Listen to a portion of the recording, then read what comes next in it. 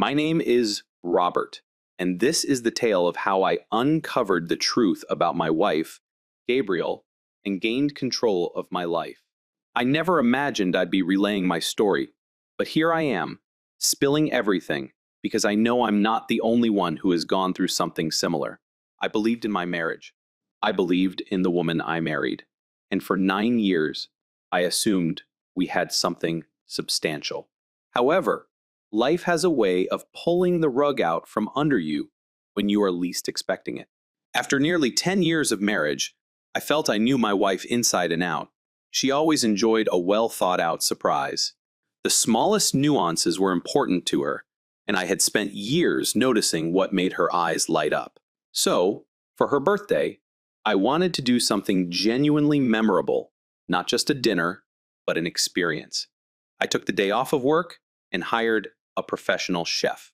The chef performed his magic in the kitchen. I set up the eating area. I did not want it to feel like another night at home. I wanted it to feel distinct, intimate, and special. Everything was in place. I could almost envision her reaction, the way her face would light up as she stepped through the door, how she'd take in the aroma of the food, the setup, and then look at me with that expression that said, "You really did all this for me." I checked the time. She'd arrive home in an hour. Everything was ready. What I didn't realize was that my well-planned surprise was about to turn into the worst night of my life. After an hour, Gabriel was still not home. That was not typical. She was generally back around 6:30 or 7:00 at the latest. I pondered calling her, but it would spoil the surprise. So instead, I looked up her whereabouts. Gabriel and I had communicated our phone's whereabouts. We put it up early in our marriage for emergency purposes, but she wasn't. Her position was pinging from a restaurant in downtown. I wondered if her working colleagues or friends had agreed to entertain her, but I needed to be certain that she wouldn't overeat and leave no room in her stomach for what I had prepared at home. I drew a deep breath and called her. The phone rang twice before she answered. "Hey, babe." She spoke calmly, almost distracted. "Hey, are you on your way home?" I asked in a light tone. There was a short pause. Then she sighed. "Oh, not yet. Work is crazy today. I'm buried with reports, and it seems like I'll be late." I felt my heart drop. I knew she was lying. I was staring at her place. She wasn't in the office. She was at a restaurant, sitting at a table, while I waited at home, waiting for her with a meticulously planned birthday surprise. But I did not react. Not yet. I managed a tiny chuckle and replied, "Okay, no problem. I will see you later." The moment the call ended, I just stood there. 100 thoughts flooded my mind at once. What should I do now? I had two options. I may either take her word for it or see for myself. Every part of me wanted to think that this was all a misunderstanding, that she'd ring me back right now and say she was on her way home. But the call never arrived.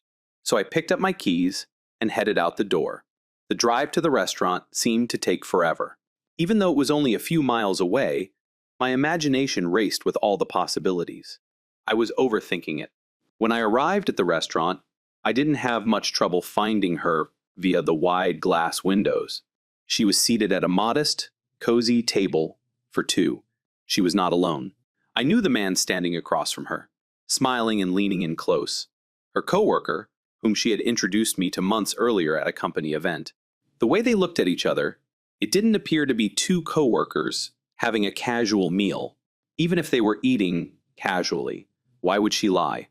Her office was rather far from this restaurant. It makes no sense until there is something. She kept smiling, like if she were in a romance movie.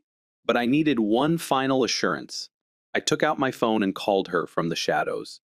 I watched her phone light up on the table. She glanced at the screen, and for a brief moment my heart hoped she would pick up, but she did not. Instead, she moaned, turned the phone face down, and let it ring as if my call was only a little inconvenience. She returned her focus to him, as if I were nothing more than an interruption. Something within me shattered. I did not bargain. I didn't create a scene. I just raised my phone, took a few silent shots, and strolled back to my car. I drove home in quiet, feeling numb, empty, and totally lost. I'm not sure how long I sat staring at nothing in that dark living room. I was angry, but more than that, I was confused. What was I supposed to do? Confront her. Pretend I didn't see anything. I needed to speak with someone who could offer me a clear viewpoint. Because, at the time, my thoughts were fragmented. So I took up the phone and contacted Daniel, my best friend from college. If there was anyone who could tell me the truth without sugarcoating it, it was him. He could tell something was wrong from the moment he took it up. Rob? What is wrong? He inquired, concerned. I hesitated, but eventually it all came out. Daniel was silent for a moment. Then he exhaled. Man, I hate to tell it, but things aren't looking good. Listen, he remarked in a serious tone. You cannot just sit on this. Before you make a move, you should be fully aware of the situation. What if this has been happening longer than you realize? What if there's more than just one dinner? I ran my palm over my face, tired. So what should I do? You need a private investigator, someone who can get you the whole truth. That way, when you confront her, you will have complete control over the situation. There is no place for her to lie or twist the facts, Daniel added. Gabriel walked through the door about 10 p.m. I simply sat there, staring at the untouched dinner on the table. The candles had burned low, throwing lengthy shadows on the dishes of food that had gone cold hours before. I had imagined this moment very differently. Instead, she stepped inside, sighed deeply, and placed her suitcase near the entryway. She ran her hand through her hair, appearing fatigued, and returned my gaze with a forced grimace of remorse. I'm really sorry, babe, she remarked, her voice full of force. Guilt. Work was a nightmare today. The deadline was bumped earlier, so I had no choice but to stay. I hated missing tonight. I sat there listening and watching. Everything was so carefully rehearsed. The same woman I'd loved for years stood directly in front of me, telling a lie without hesitation. I simply agreed, swallowing the rage that raged in my throat. It's fine, I responded, keeping my voice calm. I understand that work can get chaotic at times. She came over and put a kiss on my cheek. I wanted to back away, but I didn't. Instead, I managed a tiny smile and informed her that I had preserved part of the food. Suppose she was hungry. She shook her head, claiming she was too exhausted to eat another lie that night. So I made the arrangements while she slept blissfully alongside me. I arranged to meet with a private investigator the next day. If my marriage was already broken, I needed to know how deep the cracks were.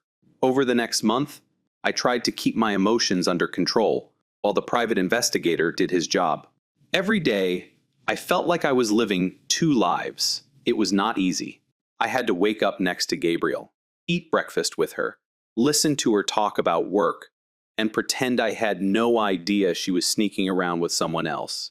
The private eye, work quickly, and by the second week, he had amassed significant evidence, including photos, videos, timestamps, and proof of Gabriel meeting with the man I had earlier introduced him to as a colleague.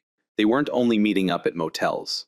They had been seeing each other in various locations throughout the city, including cafes, pubs, restaurants, and even parking lots, where they sat in her car for hours. It was calculated and routine until the final piece of the puzzle arrived. The other man was married to his wife, and he had no idea that while she was at home caring for their family, her husband was out messing around with mine. The irony was awful.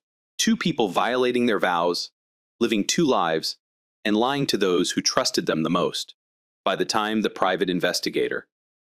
When they brought me the final report, I knew I had all I needed. Photographic proof, videos, precise times and places. It was solid proof that I could have exposed them immediately.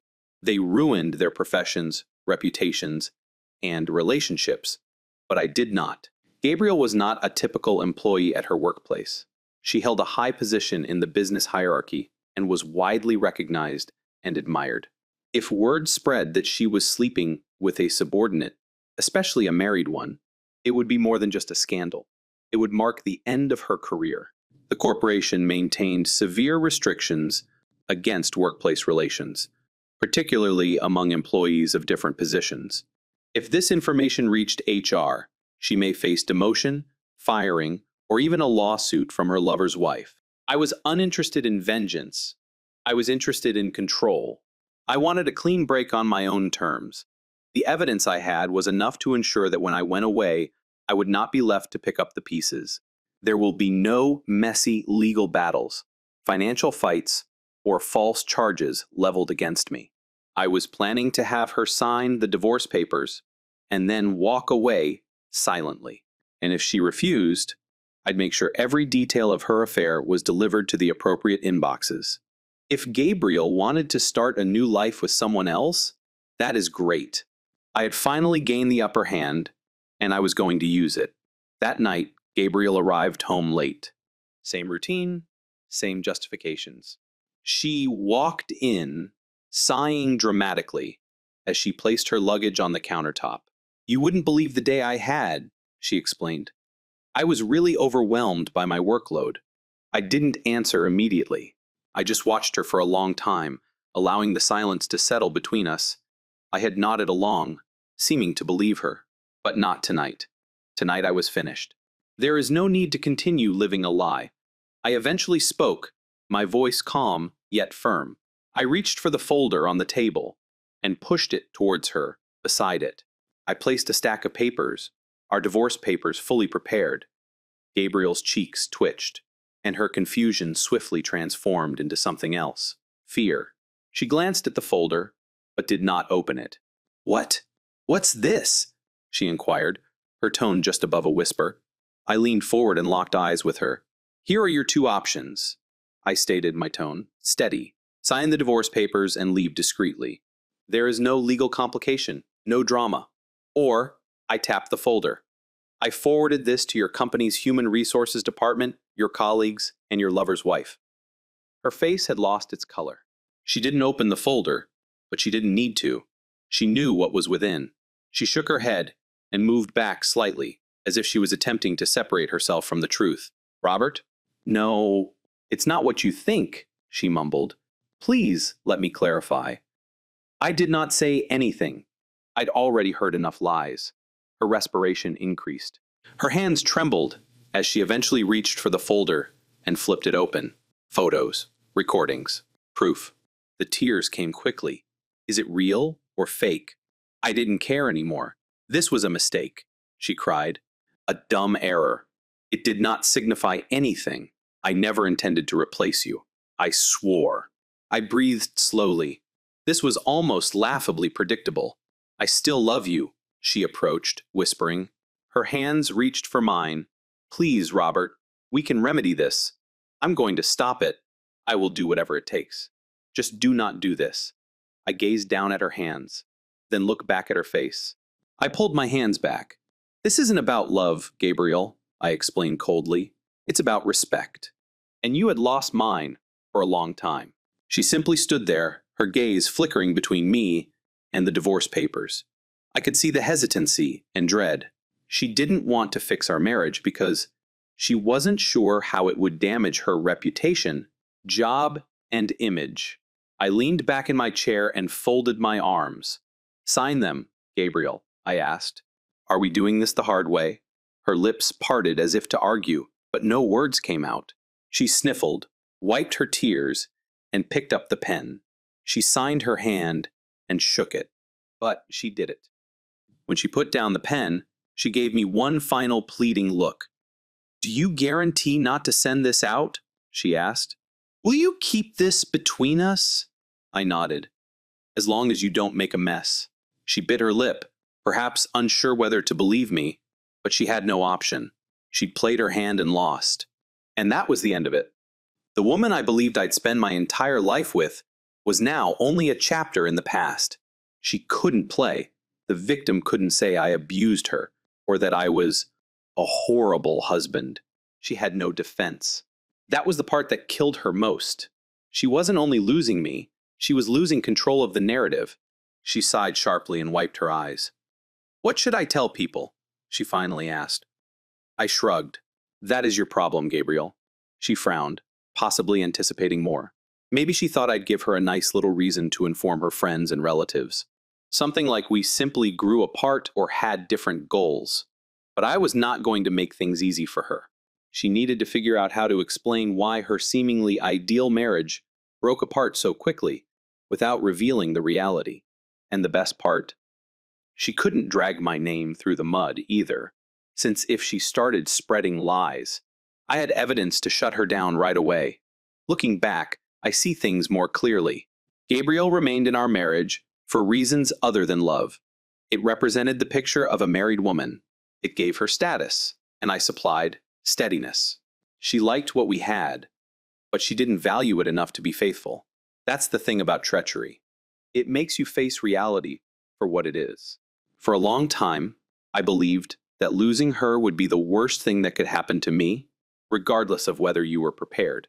But continuing in that marriage would have been the true loss.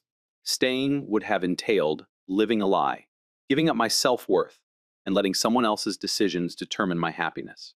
In the end, I left with my peace. Therefore, I did not lose.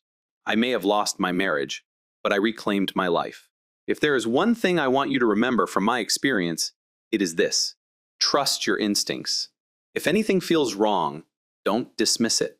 I had doubts, small signals here and there, but I ignored them because I refused to think the person I loved would betray me. But the truth isn't concerned with what you wish to think. It is always there, waiting for you to notice it. And when you do, focus on actions rather than words. People will say anything to keep you where they want you. They will lie with a straight face, just as Gabriel did, because words are simple. But their actions, that's where the truth lies. Most importantly, never let someone else's lies keep you trapped in a false world. I wasted time trying to figure out why, but at the end of the day, cheating isn't wrong. It is a decision. And I had a choice: stay and let it break me, or move away and rebuild. If you ever find yourself in this scenario, understand your worth. Do not beg for affection. Don't settle for betrayal. Also, don't stay where you are respected. You deserve better. Thank you for listening. Here's the next story. Damn it. Matt realized he'd made the biggest mistake of his life. And now the owner of the firm where he worked wanted to meet him right away. He got up and went to Dan Connor's office. His thoughts were racing. Dan had no way of finding out about this. Only Matt, the company's accountant and main manager, had access to the details of its transactions, and by the end of the month, all accounts were balanced. Matt came out in a sweat and felt nauseated as he hesitantly tapped on the door. He reminded himself that Dan only evaluated thorough reports when there were glaring inconsistencies in the balance sheets. He was always more interested in his fashionable outfits, fast automobiles, and pursuing women. Dan looked serious and motioned toward the chair as Matt arrived. The idea of Matt's safety was quickly destroyed. I guess I should inquire how long you've been taking from me. Matt's head began to spin. What? I don't know what you're talking about. He continued to deny everything until Dan produced transaction records demonstrating that a large amount of money had spent time in one of Matt's personal accounts before being returned to the corporation. He understood he'd been caught red-handed. Dan, I am so sorry. I only wanted a short-term loan until the payday lending firm got back to me. Otherwise, we would have lost our new house. Susan was banking on it. I did not steal it. I returned it as quickly as I could. And at the end of the month, Matt, I am not sure how they would characterize this as theft or fraud, but you are risking prison. Even without that, you risk losing your job. I can't trust you after this. Please give me a chance. It was a moment of lunacy. I've been with this company for about 20 years, and I've never done anything like this. I swear, I will not do it again. Dan stood near the window peering out, obviously deep in thought. You and Susan have been my pals for a long time. I believe this adds to the disappointment of the situation. Was Susan aware you did this? Matt was astonished by the question. He paused. In reality, it was Susan's idea. She recommended it out of desperation to avoid losing the house, convincing Matt that no one would ever know. Matt considered that if Susan was involved, Dan might not report him to the police, but he didn't want to bring her into it. After a long delay, he eventually responded, "No, she doesn't realize it was my idea." Dan seemed astonished by Matt's response, but he let it go. "I need time to think about this. Matt, I'm unsure what the best course of action is. Go home. Do not return till the end of the week. I will make a decision by Friday." All the way home, Matt couldn't understand how Dan had found out. Nobody ever reviewed the transactions, and Dan obviously didn't pay attention to the details. But more than anything, Matt was concerned about Dan's decision. Neither choice was especially enticing, but the prospect of a public trial in prison drove Matt into a complete panic. He knew Susan would not wait for him while admiring their new home. He deeply hated ever purchasing the blasted thing. All those stories about men returning home early in the morning to find their wives having an affair went through his head. Isn't that the ideal conclusion to an already horrible day? Fortunately, as he stepped into the kitchen, Susan was as bright, happy, and, most importantly, fully dressed as always. He was once again impressed by her attractiveness. She had just turned 40. Her beautiful, wavy chestnut hair was carefully arranged to fall over her deep brown eyes. He still admired her form, which had developed a few curves and a much more generous neckline since their first marriage. But what he adored the most was her smile, which he was going to erase from her face for the foreseeable future. Matt told Susan about his conversation with Dan and the evidence he possessed against him. Susan responded, "Oh my God, darling, I am so sorry. This is entirely my fault. That was my idea. Everything is due to this ridiculous mansion." Matt shrugged. "I told Dan you knew nothing. There's no use in bringing both of us into this mess." Susan hesitated. "Perhaps I should talk to him and ask him to rethink." Matt paused for a bit before suggesting they just wait. He knew it would be the longest 3 days of his life. Suppose Dan decided to destroy him. Then they may beg for mercy. He pondered what he would do if he were in Dan's situation outside of work. They'd been buddies. They frequently met up and attended parties together. Perhaps this gave them a slight chance. Dan then sent a text message. He would arrive at their house at 7 p.m. on Friday. Matt and Susan both felt sick with anticipation. Dan's Aston Martin arrived at the house on time. Matt thought about a man who had everything: good beauty, money, charm, and the ability to ruin me. He allowed Dan in, exchanged a few strained greetings, and, as often, Susan offered him a beer. Matt spoke before Dan could say anything. "I just want to apologize, Dan. I've let you down. I failed myself, and I recognize that I put myself in a desperate situation. I'll accept whatever they decide." Dan gave an unusual smile. "I sincerely hope this is true. Matt." Dan finally spoke after a long quiet that grew increasingly unpleasant. "Matt, I have to admit that I envy you a little. Your relationship with Susan. That's not something I have in my life." Matt was astonished. He had always imagined Dan had it all, including an infinite supply of stunning girlfriends. Perhaps, now that he was approaching 30, he was considering settling down. "So, given all of this, I have a proposition. Neither of you will enjoy it, but it is the only way to avoid prison. Matt, remember that Susan is also at risk. Because the account was shared and utilized to secure the house in both of your names, I know you wouldn't have done this without her consent." Matt was terrified at the prospect of Susan being held accountable. He had no idea what Dan's proposal may include. Dan took a slow and deep inhale. "This is difficult to say, but my proposal is to spend time with Susan."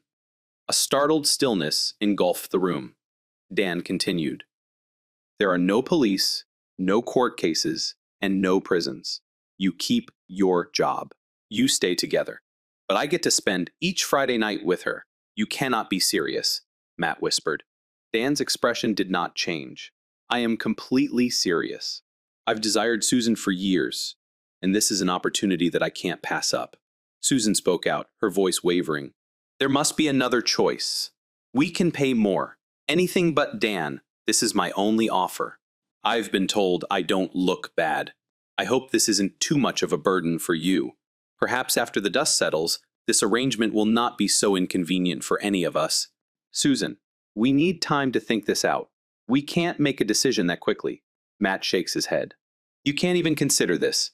Maybe. Have you lost your mind? Susan sighed. I do not see any choices, dear. We've been trying to come up with one all week. Matt murmured through tight teeth while gazing at Dan. You are a miserable, useless scumbag. This is a sick notion, Dan grinned. Perhaps it is, Matt, but I am not a thief. Yes, you are. Dan turned to Susan. If we're going to do this, we should start now. You don't have time to find a way out. After 15 minutes of yelling and accusations, Dan stood up. It's time to make a decision. I either walk to my car or go up with Susan. He grinned and extended his hand to her. Susan accepted it after a brief period of uncertainty. Matt was completely surprised and sank back into his chair. Susan, Matt, we do not have an option. Everything will be okay. Then she led Dan into the living room and upstairs. Matt felt as if time stood still. The room was silent. Had this exchange actually just happened? His thoughts turned to what was happening upstairs. He heard a moving, muted talk, and then the distinct sound of someone sitting on the bed. After several minutes of calm, he heard the first squeak of the mattress. The distinctive sound of two people starting to have sex. The movement and sounds continued. The creaking became rhythmic, accompanied by muffled moans that increased in frequency and volume. Matt wondered aloud whether he was losing his mind, since it felt interminable. Yes, damn it. And the moon indicated that Dan had accomplished his goal. Shame and guilt swept over Matt. He wiped his cheeks in tears, waiting for Dan and Susan to return downstairs. Instead, he heard muted voices in movement. After a long silence, Matt stood up to see whether Susan was okay. When he heard it again, the bed creaked. He approached the bottom of the steps and heard something else. Snippets of Dan's voice. That's it, baby. This time, you are going to ride me. But the most frightening sound was Susan's constant crying, punctuated by a muttered yes and came. Matt needed to leave the house. He hurried out and strolled aimlessly along the street. Was Susan enjoying this? Or was she simply putting on a show for Dan? He began to wonder just how strongly she objected to the concept. He couldn't help but notice that Dan was 10 years younger than him and much more attractive. By the time he got to the park, his thoughts had changed. Susan did this to keep him out of prison. He needed to get home and make sure she was fine. Dan's Aston Martin remained parked outside, but the home was silent when Matt came in. He entered the kitchen and grabbed a beer. Turning around, he noticed Susan standing behind him in a little robe. Before Matt could say anything, they exchanged awkward looks. Are you okay? Susan offered a small smile. Yes. Thank you for asking. She stated, then added, he's being decent. Nothing hard or unusual, just normal sex. Sorry if you've heard anything, Matt shrugged. At least it is over. Susan was embarrassed and hesitated before responding. Actually, he intends to do it again. He was thirsty, so I came down to get some beer and check on you. Jesus, he must have been saving money for you. Susan sighed. Why don't you go inside the den? It may be easier for you there. Perhaps quieter. Try to find a way out of this. Matt remained in the room for another hour, making no progress toward finding a solution. Then he heard footsteps descending the stairs. He entered the hallway and noticed Dan repress a smirk before breaking the awkward silence. Look, Matt, one understand how difficult this is for you. I pledge to treat Susan with the utmost respect, and I cannot thank you enough for allowing me to spend time with her. I hope things grow easier for you. And, of course, commercial matters will remain between us. Matt responded. Do not thank me. You did not give us a choice. Dan and Susan both appeared uneasy. It was evident it was time for him to go. Matt was surprised when Dan said goodbye. Susan kissed him. It wasn't a passionate kiss, but it was on the lips and lasted a second before Matt could say anything. Dan was gone. He turned to Susan. What the hell was that? Susan realized she'd made a mistake. What? Oh, that was only a goodbye kiss. No, not only that, it was affectionate. I guess you had a good time. And I shouldn't have been so concerned. Susan's expression clouded. I can't believe it after your supervisor fired me 3 times due to your conduct. You're concerned, about a goodbye kiss. Matt clenched his jaw. It was meant to be a deal, an arrangement, just sex. Have you kissed him upstairs? Susan hesitated. Perhaps a little, but not much. Matt. Great. First. It occurs several times. Then I hear you say you're liking it. And now there's affection for Susan, snapped and furious. That is not how it is. Everything I do is intended to keep us out of prison. I need to display enthusiasm and ensure that he enjoys it. Furthermore, I can't stop thinking that he's doing that to me. It is not really a voluntary reaction. I have control. We both need to get used to this. If I can deal with it, you should be able to, too. Matt's vitality was drained by the last comment, notwithstanding his reservations about her behavior. Susan was making the sacrifice, not him. She may have simply walked away. So where would that have left him? Possibly in prison. Matt couldn't face being in the master bedroom after what had happened there, so they slept in the guest room, hugging each other tight. Susan fell asleep fast, clearly fatigued. Matt, on the other hand, did not get any sleep. His mind was in turmoil, urgently seeking a way out of this nightmare. They appeared to have scarcely spoken all week, save to debate how to get out of this problem. Matt continued to devise many solutions, the majority of which were ineffective, even when he came up with a feasible answer. Dan always appeared to be one step ahead. One idea was to destroy all of the evidence, but Matt discovered that Dan had already disabled his access to the backups and claimed to have secured all financial data in a new protected cloud system. When Friday arrived, Dan texted Susan that he wanted to take her out to dinner, under the guise that it would make the situation easier to handle. Matt was unsure whether it was any easier on one hand. A dinner date seemed too much like a real relationship. However, it meant spending less time in bed with Susan. As it turned out, he received the worst of both. Susan appeared profoundly apprehensive at the prospect of a date, but she still prepared. Matt believed she put in far too much effort. She appeared too wonderful when Dan arrived to take her up. Watching her walk into Dan's Aston Martin in a little black dress and stiletto heels was heartbreaking. The evening after was even worse. He sent Susan many messages wondering if she was okay. Each time, he received a brief response stating that she was happy with just supper or a drink. Finally, they returned about 10 p.m. Dan had his arm around Susan as they entered the house. They were both laughing and seemed to be in a good mood. Matt cast a serious glance at her. Susan seems to have had too much fun. She was tipsy, possibly even drunk. We never agreed to these dates, he remarked coldly. Dan grinned. Relax, Matt. It was just dinner and drinks with pals. If this is too embarrassing for you, we could just go upstairs right now. Matt let out a growl. What do you mean? Dan's smirk quickly reappeared. We decided to do math every Friday. So, tonight, I'll sleep with Susan and you. I'm confident you'll manage in the spare room. Drunk or not. Susan, feel the stress. I was afraid Matt might lunge at it. She quickly brought him into the kitchen, whispering, It will be fine, sweetie. I'll get him taken care of quickly. Then I pretend to be too drunk and fall asleep. Remember, we don't have a choice. Matt retreated, overcome with a crushing sense of powerlessness. He heard them go upstairs. Susan giggled. He hoped it was only an act for Dan. However, he couldn't help but wonder. Was it for Dan or him? Matt, exhausted, finally lay asleep in the spare room. Every time he awoke, he could hear the bed groan in the master bedroom. So much for taking care of things fast. When he walked downstairs the next morning, Dan was already seated at the table, while Susan prepared breakfast. That was it. Get lost. Dan, it's not Friday anymore. Your time is up, Susan started.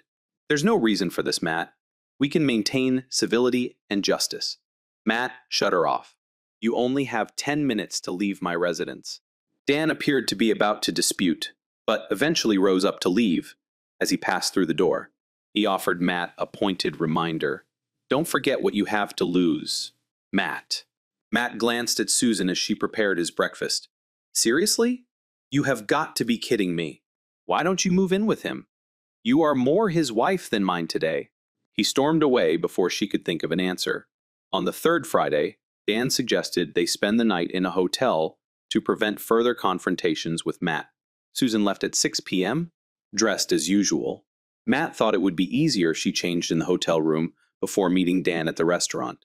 The hotel's opulence left her feeling a little overwhelmed. Her casual dress seemed out of place in such a beautiful location. After obtaining the key to the pre-booked accommodation, she entered and discovered it was a suite. A bouquet of flowers sat on the table, while 2 gift-wrapped boxes were placed on the bed.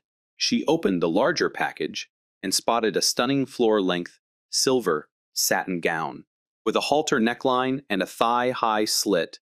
This dress is both glamorous and obviously pricey.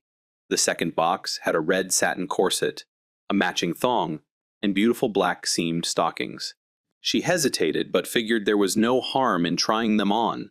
To her astonishment, everything fit flawlessly, and she had to admit she felt amazing while wearing them. She decided not to change back and went downstairs to the restaurant, where she met her, briefly astonished. His mouth slightly opened at how stunning she appeared. The dinner, accompanied with great wine, was exquisite, but the atmosphere remained tense. Both of them were completely aware of what would happen next. Susan felt more at ease around Dan. Instead of opposing, she chose to accept the circumstance rather than fight it. When they returned to the suite and undressed her, moving slowly and sensually, she loved his reaction to her lingerie, his hands gliding over her body, lingering on the curves highlighted by the corset. She loved how it emphasized her chest and hips, and the stockings felt so delicious and silky against her skin. She had to admit, Dan was an attentive and excellent lover, oozing confidence and a sense of danger she'd never felt with her husband. Susan changed back into her regular clothing the next morning, following another round of sex. She told Dan that she couldn't risk taking the dress or undergarments home. Dan agreed to retain them at his home for her future use. Susan groaned, remembering that this was now a long-term agreement. Her emotions were in disarray. She was unsure how she felt about everything. There was a lot of remorse, of course, but she couldn't deny her sense of accomplishment. Matt lay awake for the majority of Friday night. By 10 a.m. on Saturday, Susan had still not returned. Once again, this went beyond what had been agreed upon. He doubted Dan would turn down the opportunity to be with Susan again that morning, and he wasn't sure if she would try to prevent it. Despite his best efforts, he was losing trust in her. And if that happens, their marriage may end. He'd never felt so distanced from Susan, or so alone. Susan, that kiss had been a mistake. It bothered Matt more than anything else. After that, I'll make breakfast for Dan. What was I thinking? She began to believe that the entire arrangement had been a bad idea from her standpoint. Spending time with Dan had been easier than she had anticipated. He was personable, attractive, and engaging. The money and beautiful car undoubtedly helped. She had always been attracted to the finest things in life. Her actual difficulty, however, was that sex with him was enjoyable, very hot. It was a constant effort not to shout, groan loudly, or beg for more. She had hoped Matt would adjust to the situation and accept it. However, 3 weeks had passed, and he remained withdrawn. They also had not made love, something she was determined to fix. She adored him and regretted their current circumstances. She tried to soothe Matt, telling him that she was addressing the situation and that he shouldn't feel guilty. Then she mentioned how well Dan treated her, that it was only sex, not love, and that he had no intention of breaking them up. But none of it made any difference. Matt appeared disheartened, and the warm, comforting presence he had always provided throughout her life seemed to go away. When Dan came to work on Monday, he informed Matt that he had an out-of-town training session to attend. The following Wednesdays and Thursdays, Matt immediately became skeptical. However, considering his fragile situation at work, he had little choice but to comply. Fine, I can do it. However, our personal arrangement remains unchanged. You can't come over when I'm not home. Dan responded smoothly. Of course not. When Matt told Susan about it that evening, she didn't appear surprised or alarmed. Training events were few, but they did occur once or twice a year. Still, Matt believed the timing was too convenient. He went to the kitchen, hoping to devise a way out of this predicament, but his thoughts were overwhelmed by a blinding headache as he returned upstairs to grab some analgesics. He overheard Susan on the phone, interested about who she was chatting with. He paused at the top of the stairs to listen to her side of the conversation. "What are you doing now? Sending Matt away on a trip? No, that is a poor idea. Nothing is functioning, and your visit will only make matters worse. No, he hasn't worked it out yet. It appears that he has given up and accepted it. I expected something different. He's absolutely devastated. I like our time together. I know it was my idea, but I wasn't expecting him to be that upset. This was intended to be a safe alternative to our affair. There is no risk of being detected. I had no idea this would happen. I helped you with kisses and breakfast. Meanwhile, you acted arrogantly and smirked at him. Fine, you are welcome to visit while he is away. But after that, I think we should tone things down. Perhaps even quit completely. If you recommend canceling this arrangement because you see how it affects Matt, then you'll be the nice person and we can get back to normal. Maybe if you're careful, we may meet up from time to time. We will chat later. But I really need to work things out with Matt. I still love him."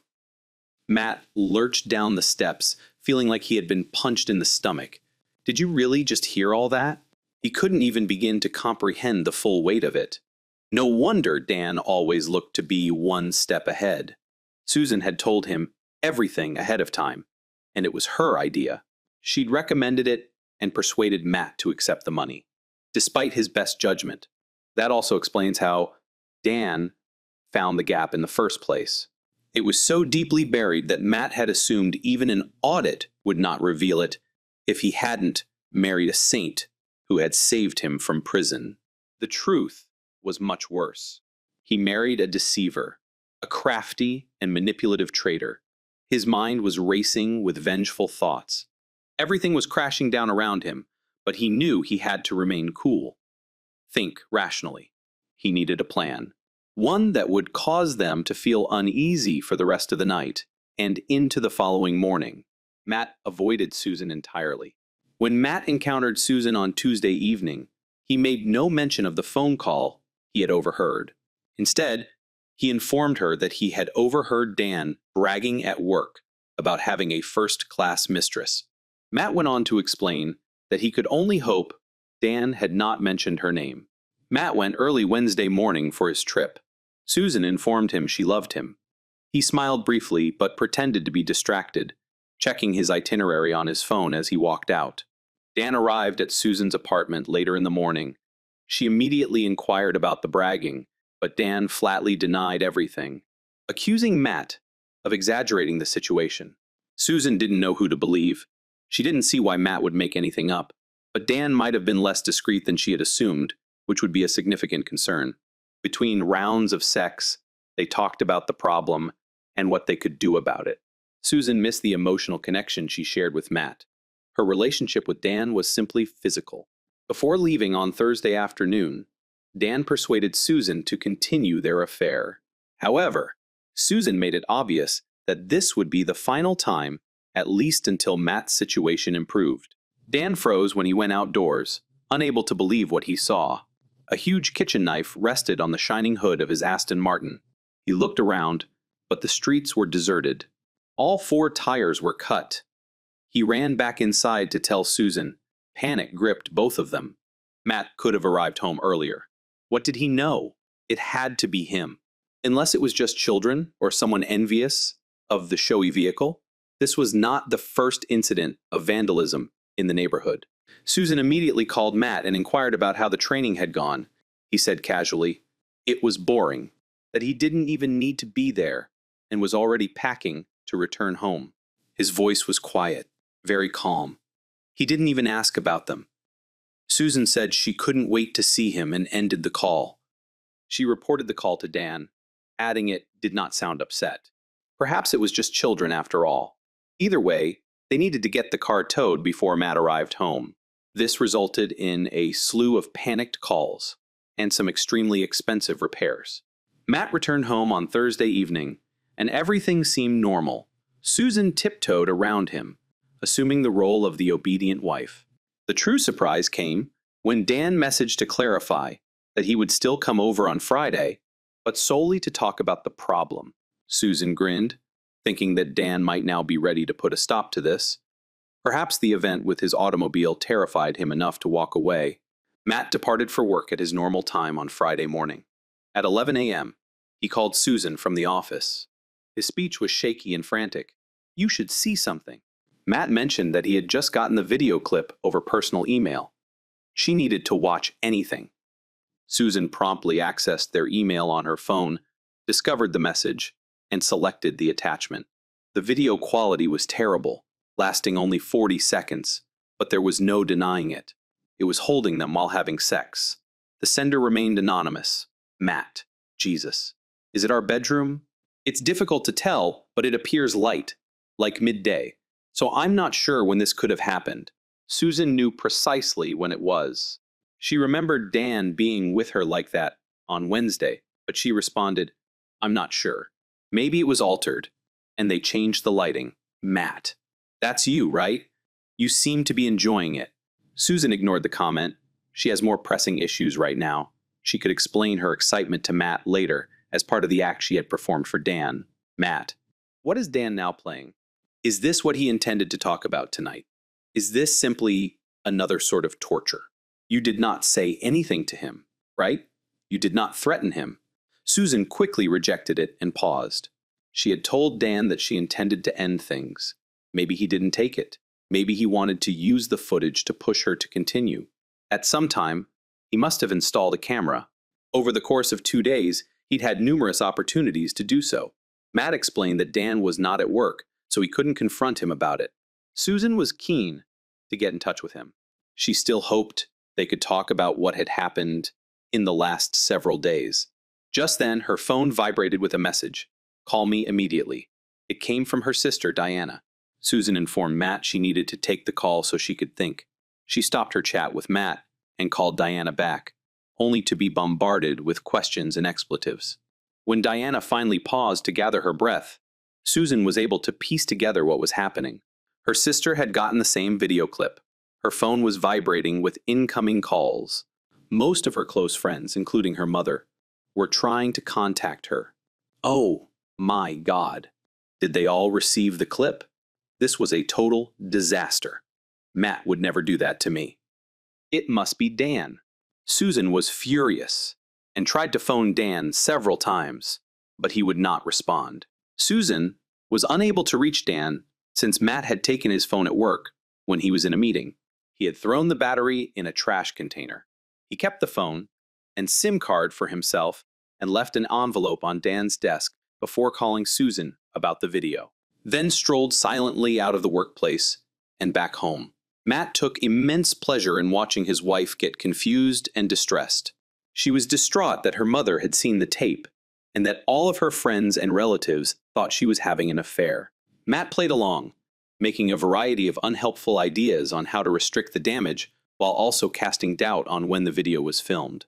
Susan still hadn't revealed Dan had paid her a visit midweek. Susan, how could everything go so wrong? She had never contemplated having an affair until she got intoxicated at a party and flirted excessively with Dan. He was attractive, pleasant, and really interested. After that night, she could not quit thinking about him. Over the next 6 weeks, she convinced herself that she deserved some satisfaction, but she wasn't willing to jeopardize her marriage to Matt. She had witnessed her friend's marriage dissolve after a similar affair was revealed, but she'd always been smart. She had believed that her strategy was the best way to avoid all of the risks of getting detected. After all, how could Matt uncover something he was already aware of? Working out the details had been difficult, but that was part of the fun. From her perspective, it had been the ideal arrangement. What she hadn't considered was how it would affect Matt. Now she was in misery. Matt was much loved. Everyone knew he'd been betrayed. The prospect of trying to justify herself, of talking her way out of this, filled her with fear. Nobody would believe Matt knew about her romance with Dan, but it didn't matter, as long as she could persuade Matt that it was not her fault. The squeal of Dan's tires announced his arrival to Matt and Susan's home.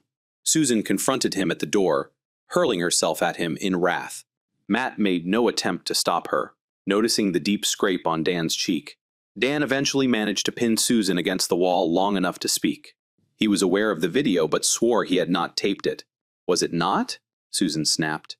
So, if it wasn't you, who the hell? Matt began giggling.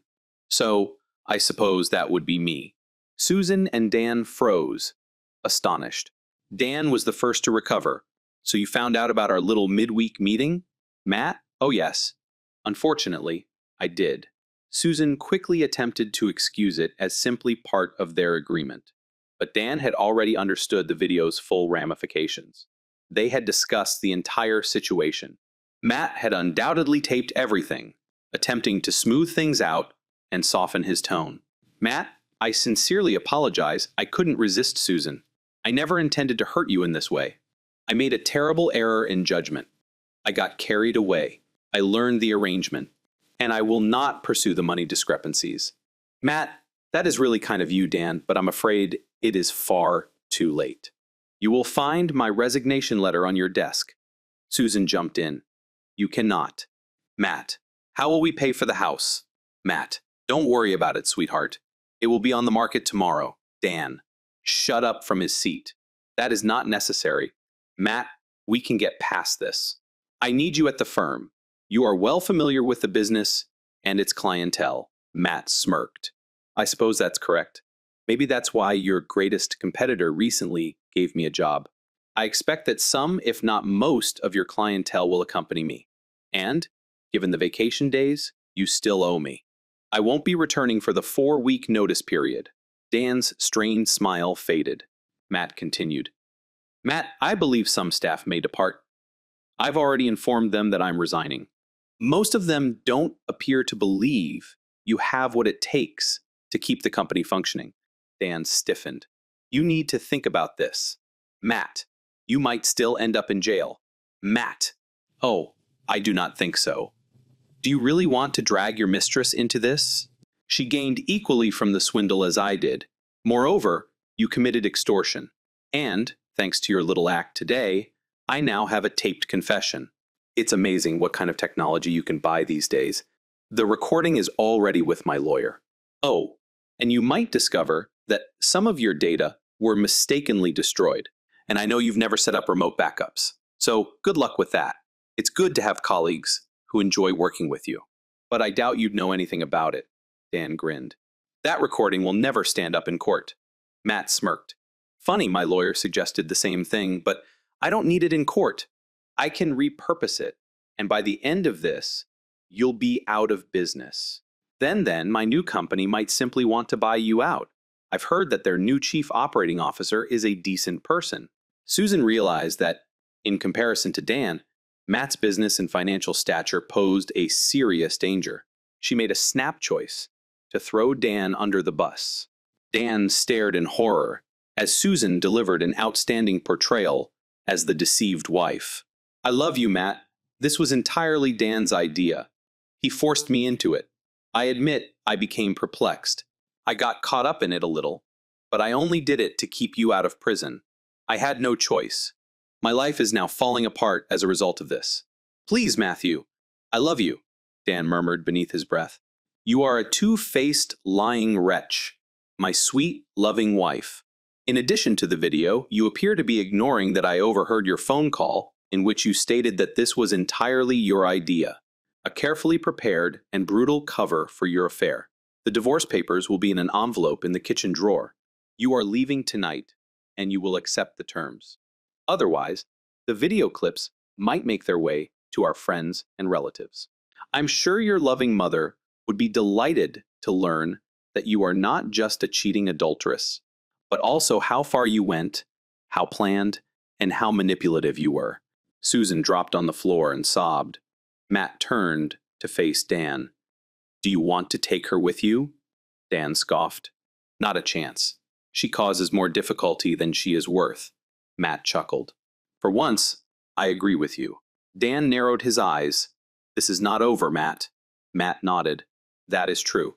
At that point, Matt swung. Neither of them knew who was more astonished when his fist blasted into Dan's jaw, knocking him to the ground. It's over. Matt listened to the recording multiple times. Most of it was awful, but he really relished the scene where Dan and Susan worried, wondering whether he had discovered the truth and gone insane. For the first time in weeks, the knife in Dan's vehicle hood was incredibly dramatic. Matt smiled. He had, in reality, accepted a position with Dan's largest competitor. Customers and employees followed him. Dan struggled to keep his company going, but he was eventually compelled to put it under administrative management. Shortly after he left town, rumors emerged about his personal insolvency. Susan remained in a small apartment, living off the proceeds from the sale of their home, while Matt received nothing. With no qualifications or experience, she ended up working 2 temporary jobs, cleaning and waitressing. Her previous pals ignored her. She seldom spoke with her mother or sister anymore. Matt was able to transition to a 3-day work week after receiving a salary increase and bonuses, providing him more time to pursue sports and outdoor activities, things he'd overlooked during his marriage. He hadn't realized how much Susan had influenced his actions, from purchasing a large house to filling it with furniture, but he didn't waste time selling it. He kept in touch with Susan's mother and sister, Diana in particular, constantly apologized for her sister's infidelity, assuring him that she would never repeat the mistake. Matt couldn't help but wonder what she meant by this. It could be fun to find out someday, especially since it would drive Susan crazy.